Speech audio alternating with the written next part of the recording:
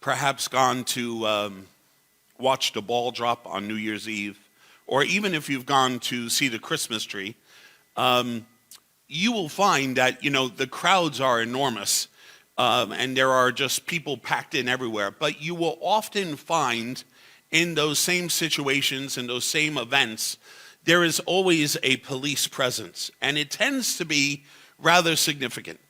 You will see, the police cars there. You will see police gathered in sections. You will see SWAT. You will see, and it's really that, their number is far less than the number of people who have come to experience the parade or the ball drop or whatever it might be. But they're there in force, visible, so that everyone knows that if you go to do anything, there are enough around that you're going to be taken care of. It's meant to deter people from thinking they can act in ways that are inappropriate for large crowds. This Sunday is always the beginning of Holy Week for sure, but also it is the one Sunday that we often always read about the passion and death of Jesus. As a Christian people, we always hear it twice during this week. One on Palm Sunday, and then also the other on Good Friday. This Sunday, I've chosen not to do that reading and save it for Good Friday because I want us to consider something a little bit different about what Jesus is actually doing upon entering Jerusalem. Now, we have hindsight as a Christian people, so we know that Jesus, upon entering Jerusalem, this is the beginning of his last week, and we here on earth, and we know that during this week he institutes the Eucharist, and he additionally gives this amazing example of caring and loving for one another by the washing of the disciples' feet, and ultimately there is the crucifixion and then the resurrection from the dead. And so we have always been focused on this week as the beginning of the week where Jesus is sacrificed on the cross. I've been spending a little bit of time with the passion narratives, these narratives that talk about the death of Jesus, and also the Gospels. And I want us to consider that perhaps what we have all considered the sacrifice of Jesus really isn't meant to be that in such a clear way. Let me explain. The Romans occupy Jerusalem. They are there. Pilate is the governor, and he has with them some, 1,500 Roman soldiers that help him control not just Jerusalem, but the entire area as well. Now, this is the week of the Passover. Jesus is going to Jerusalem because this is the week of the Passover, and according to the law, the males are actually asked and commanded to go and to give sacrifice during this week of Passover in the temple. So there is an enormous influx of Jews from the entire area. And so this little town of Jerusalem, and we who went and visited, we know, you're talking about a population that explodes thousandfold. So you have an enormous group of Jewish men coming in, obviously with their families, but what would concern the Romans is that there were so many Jewish men coming into this space. And so there are scholars now who are suggesting that it was very common during this week and other Jewish holidays, but especially this week of Passover, that the Romans would show force. And so on the other side of Jerusalem, this is their proposal. On the other side of Jerusalem, Pilate, on a huge white horse, showing his authority and the fact that he is the general of the masses, is actually coming into Jerusalem with hundreds upon hundreds of Roman centurions coming down to show the force of the Roman Empire as a sign and a deterrent to let all the Jews who are now gathered there not to do anything stupid.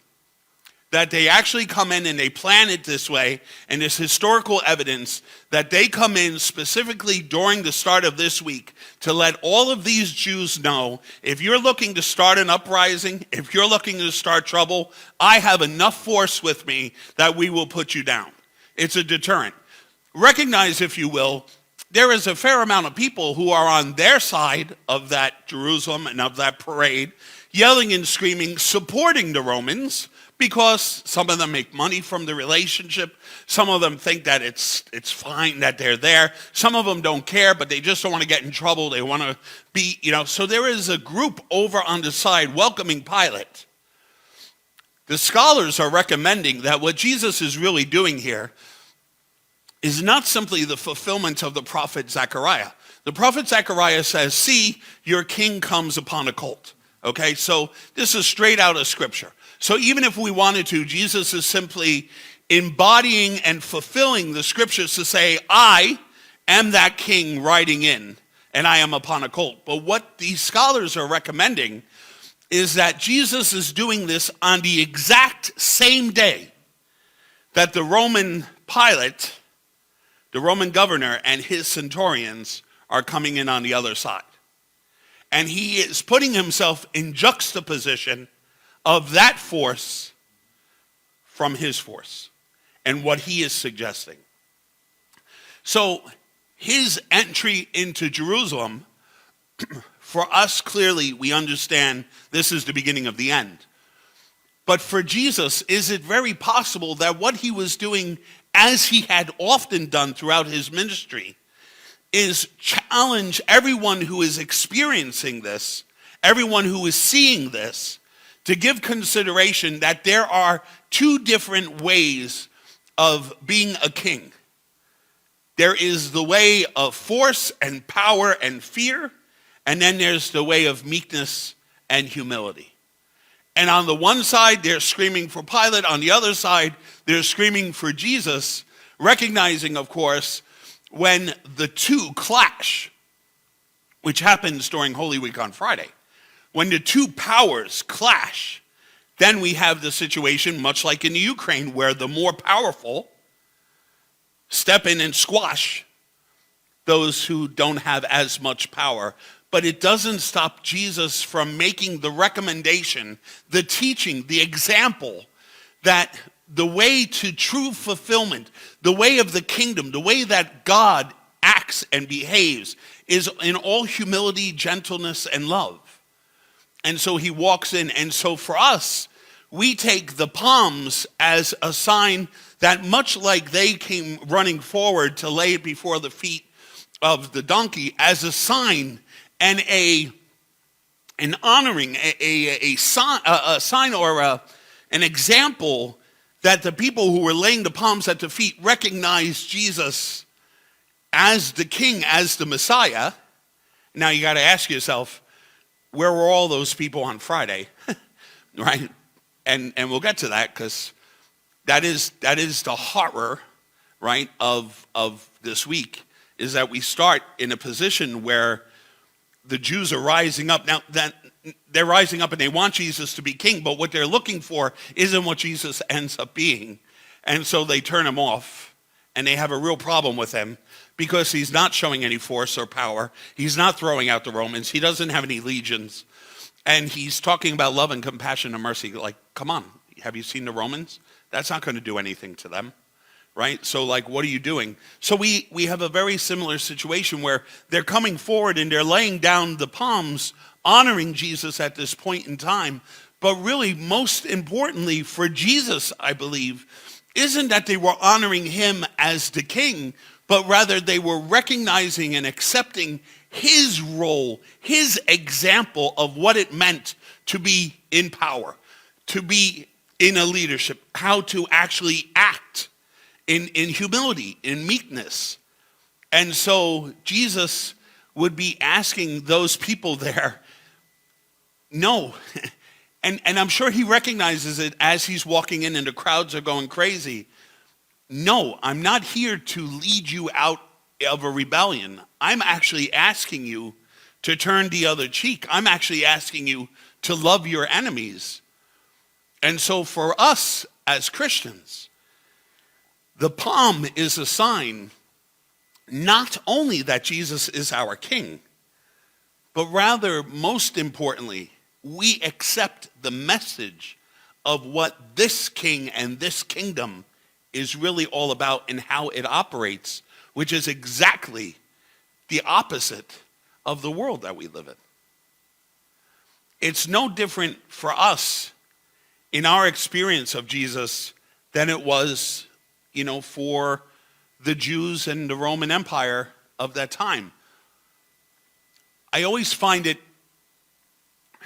interesting that people say, well,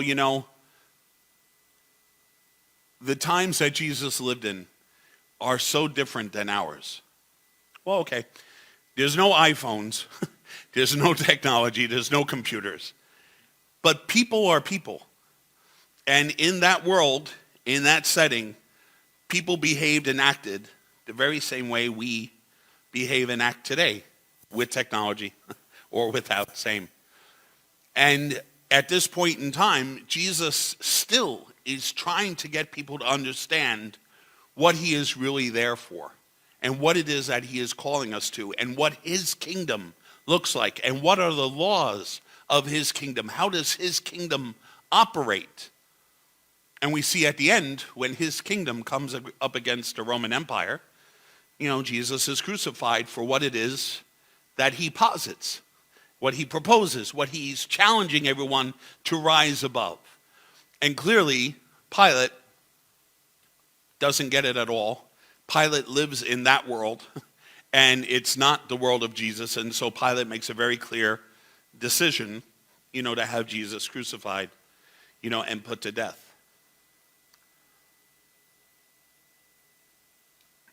Recognize, if you will, that where Jesus comes into Jerusalem is one section of the entire city of Jerusalem. And so as he's coming in, there is already a mass of people out and around Jerusalem trying to get in, trying to get to the temple. So for Jesus to come down and for this crowd to be yelling out, especially, remember, his reputation by now. He just raised Lazarus from the dead. Word like that gets around.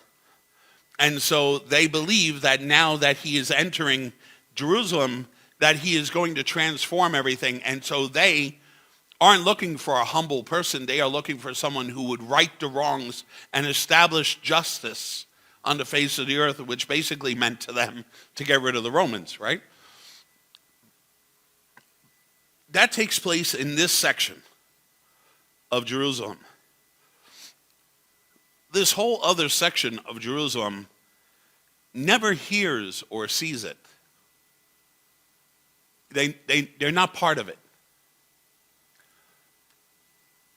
I bring that up because I still think people do not know or have not heard or do not understand what Jesus is really all about and what his example and his teachings are really meant to be for us, for every generation, but for us today as well. So, if you were part of the crowd outside, hailing Jesus the King upon coming in, and you were going into the city and walking around, and people asked, what was all that going on? What you would hear is their own self-interest interpretation of what just happened outside, which would be that, hey, Jesus the King, he just showed up, and wait and see what happens. Because now that he's here, and he's the Messiah, now that he's here, watch how all this happens. Watch how, you see what I'm saying? Like, most people coming in, most people sharing the story would not be sharing that Jesus is talking about being humble or loving or compassionate or kind or loving your enemies. They would see it as the Messiah has arrived, this person to right wrongs, and just wait and see how this all plays out. And I think in some regards, regrettably, the Christian church has done the same thing. We have looked at the Gospels. We have seen what it is that we are most in need of and what we want this Jesus to be. And so we end up interpreting him from our perspective.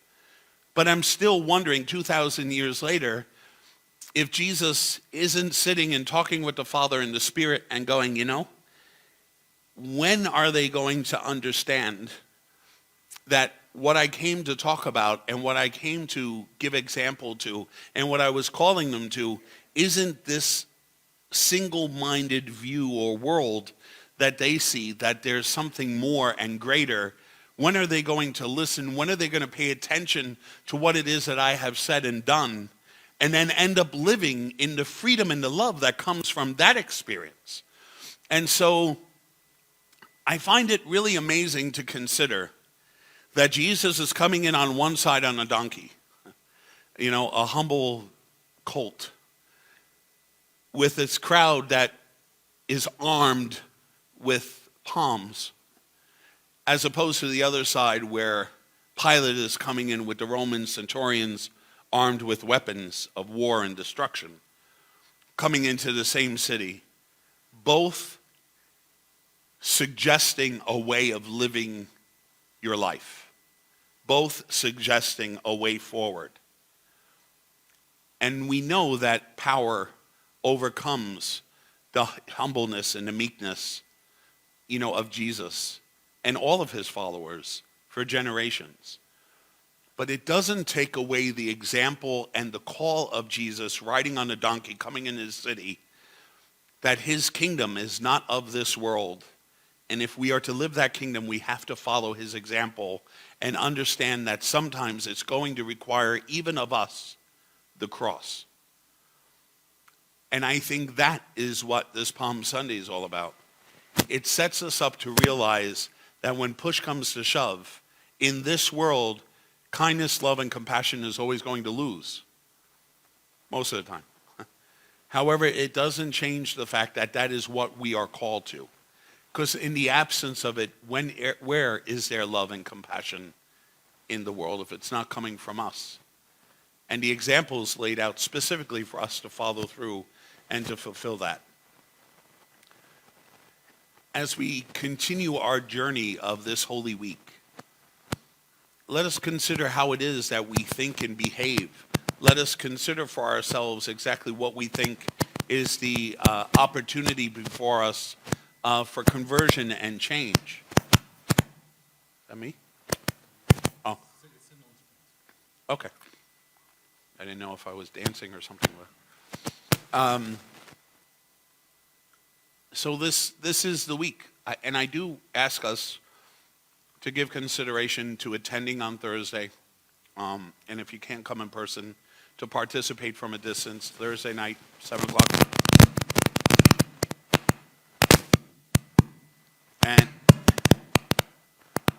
And also on Friday at 7 o'clock. And then, of course, Easter Sunday, 10:30 as well. God bless you.